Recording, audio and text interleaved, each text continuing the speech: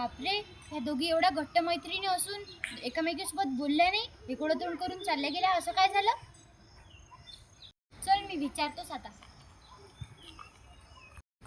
आजी काय हो? आजी थांब थांब, तुम्ही दोघी तेवढ्या चांगल्या मैत्रिणी आहे व बोलत कोण नाही मग तुम्ही आता? हो, मैत्रिणी होतोय आम्ही. जाऊन त्या मालूबाईलाच विचार.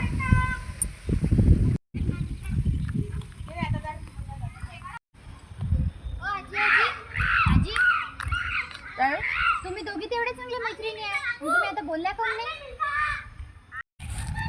मला नको विचारू, जाय तिलाच विचार. तिला सुख दुःख सांगता. असं नाही आजी, तुम्ही दोघी रोज जाताना एकमेकीला गोष्टी सांगता. मैत्री अशी असते की जिच्याकडे आपण मन मोकळेपणानं बोलू शकतो, रागावू शकतो आणि मन मोकळं करू शकतो. ती म्हणजे जीवलग मैत्रीण. जा तिच्यासोबत बोल तू. बरं बरं, लहान असून किती समजदारीची गोष्ट सांगतो तू.